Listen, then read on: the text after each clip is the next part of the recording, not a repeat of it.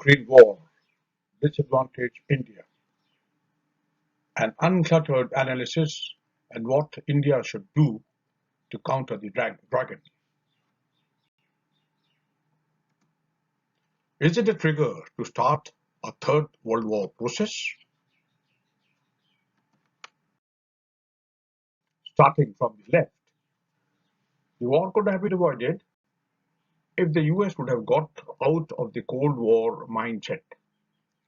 Recent US Defense Authorization Act has pointed out that China as the primary adversary.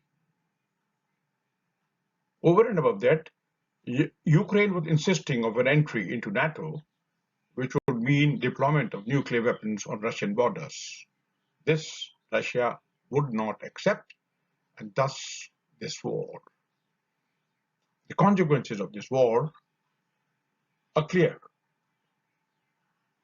Eastern Ukraine has almost got demolished with rocket and artillery fire. US and EU have applied sanctions which will weaken Russia in the short term and in the long term. The overall net benefit goes to China, and that the Russia-China strategic alliance will further deepen to India's great disadvantage. Further to say that India is a privileged strategic partner of Russia, so it is in a difficult predicament. It has already earned the ire of the West. The Ukraine crisis will open avenue for similar activities in the Indo-Pacific. Taiwan is next, and the Chinese belligerents in the Himalayas cannot be ruled out. The Russian offensive had started on 24th February 2022. The offensive by the Russian forces is as shown with red arrows in the diagram above and below, and blue arrows of that of Ukraine attacks.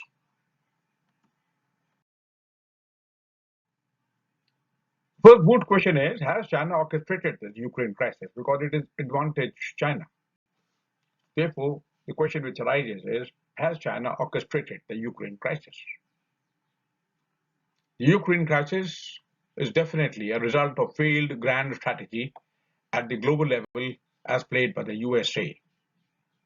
Just some time back in 2021, they had initiated the revised thinking that the actual strategic rival to the US is now China, and that US strategy and policy toward China must be laser focused on the four fault lines so as to exploit China's weakness rather than frittering away American energy on non-essential issues and countries. But in spite of the change of objectives, it appears that their Cold War mindset of the 1960s had not actually changed. It is very clear that Biden kept on insisting of further weakening Russia. As per their new prioritization, their national objective should have been China and the Indo-Pacific theater rather than tinkering with the next superpower in East Europe. Therefore, Biden and his team failed to calculate that putting additional sanctions on Russia will only drive it into a tighter grip of the dragon. US has thus failed to remain on track of their new alignment and grand strategy based on the Robert D. Blackwell and Ashley J. Telle report, which basically had said that the single most important challenge facing the United States in the 21st century is the rise of an increasingly authoritarian China under President and General Secretary Xi Jinping. The Chinese checkers and a geopolitical spin-off. Therefore, do we say that phase one of the Russian-Ukraine operations actually became possible because of the Chinese support? The result of this crisis was directly impact India, as not only it emboldened China against India, but Taiwan would become a sitting duck in phase two of the Chinese calculations. China has therefore prepared ground for an offensive in the Indo-Pacific and Himalayas, even without firing a shot. This is beyond doubt that the Chinese checkers have played with great finish and has opened the way for the anticipated PLA offensive on Taiwan. Any attack in the Himalayas will only be much later maybe as phase 3 or 4, because the Chinese know that they will not be able to overrun the Indian army after they got a taste of the Galwan incident. India will have to depend on its own strength. Beyond doubt, the PLA is aware of this reality and would thus avoid a direct man-to-man combat. They will again try to employ deception and breaking international norms to achieve their objectives. Or the Chinese may keep the tension simmering and bleed India economically. US and EU have put sanctions against Russia. The irony is that Russia is Europe's biggest oil supplier, providing almost 26% of their oil imports. India too is buying cheap oil. India's total purchase of oil from Russia in a month is probably less than what Europe does in an afternoon. Nations have shown dejection towards India's stand. Obviously, this implies that in case of an attack on India tomorrow, very little help should be expected from the outside world. Over and above that, India in any case is not a NATO member, and that its strategic partnership is limited to sharing many security linkages, falling short of boots on ground induction. So therefore, India stands isolated from the West after its stand in the Security Council and the UN in favor of Russia. The only country which will stand with India is probably Russia. But Russia would be weakened by then, and that they would succumb under Chinese pressure. Let us not forget that all our neighbors are already under direct control of China, especially of concern being the new developments in Nepal and Sri Lanka. So therefore, we can say in totality that India thus stands isolated in South Asia as well as from the West as of today. Thus, tomorrow's conflict will have to be India's singular battle. And therefore, can we say this as shaping the battlefield by the potential aggressor?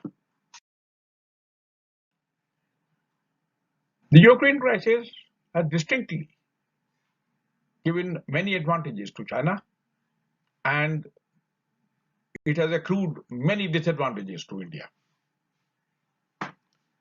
As far as China is concerned, China has been under world focus post-Wuhan pandemic. The spotlight has now shifted to East Europe. China's continued support to Russia has further cemented the Russia-China strategic partnership. As regards military combat ratios, Russia-China is much more powerful, or Russia-China military in totality is much more powerful than the US plus NATO. US and EU sanctions are likely to weaken Russia in the long run. This will make Russia completely dependent on China economically. A weak Russia, but with multiple strategic assets and military capabilities, will then be available to China as a guaranteed support.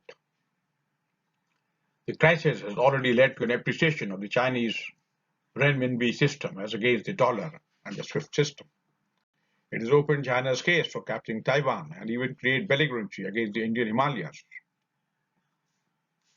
US has already lost focus on the Indo-Pacific as it is preparing to arm Ukraine with a huge budget in the Eastern Europe theater. And that the Russian military logistic support to India and its geostrategic support to sharing borders with China will get reduced automatically. So therefore, the disadvantages to India have multiplied. That the India and Russia's privileged strategic partnership has really come under extreme strain. The question is that will it work in favor of India in a Sino-India conflict is a moot question. Indian weapons are almost 40% and the accessories are dependent on Russian supplies. Weakening of Russia would jeopardize the military supply chain. Although Quad and AUKUS will not be affected as per recent statements, but actually with a major diversion of US and NATO resources toward East Europe is bound to dilute the Indo-Pacific priority. Looking at the sequence of events and the global geopolitics, there is likely to be no complementing support by any other power in case of an India-China war. EU and other countries have decried India's stand already. And therefore, one can say that beneath the visible spectrum of war in Ukraine and the US-Chinese naval standoff with the South China Sea, there is now an underlying shift in geopolitical power in the Indo-Pacific. This is not favorable to India.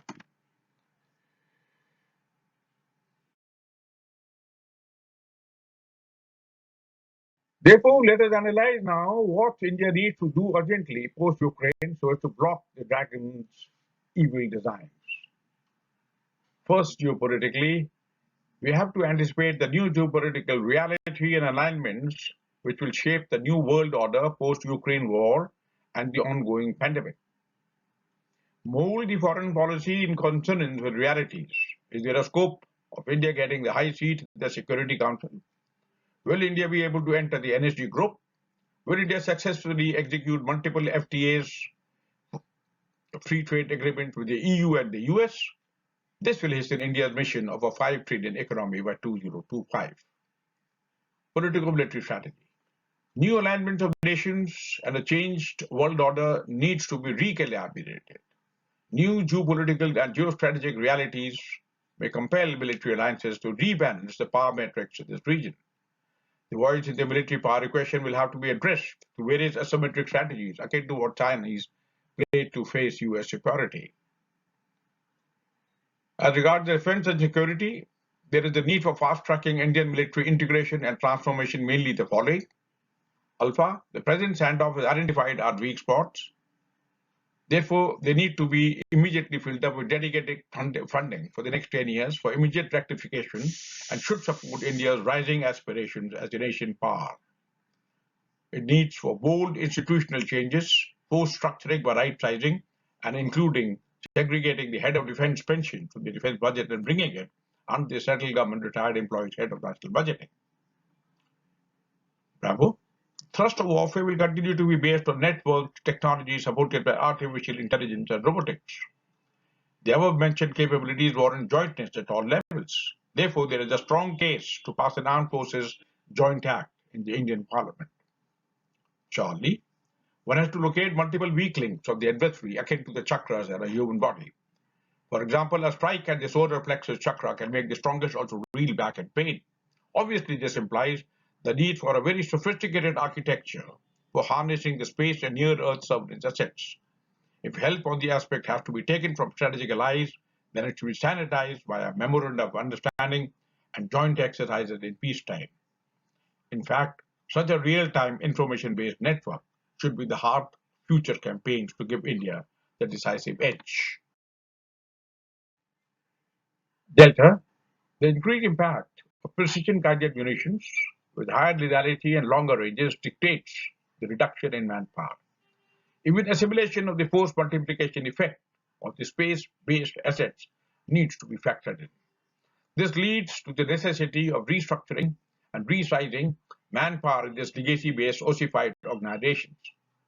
Simple analysis will lead to reduction in manpower all across the army and other services while embedding force structures with niche technologies.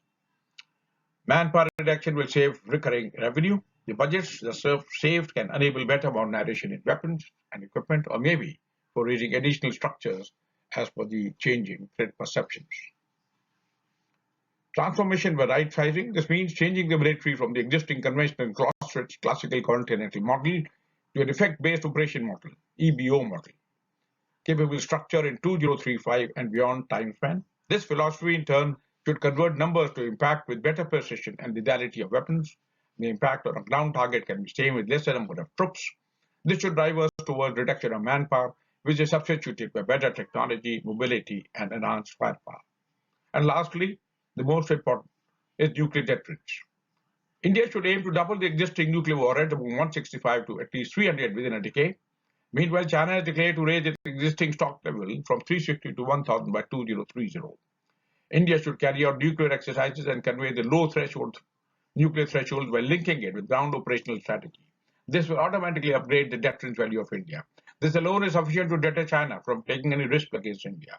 India should convey it clearly through various exercises that if China attacks, then it will be a battle of annihilation. This raises the question for China that with their global superpower aspirations, would they be rash in tinkering with India? It is better if they live with the reality that Ladakh and Arunachal Pradesh are an inalienable part of India. This statement by itself should keep the dragon at bay. Thank you.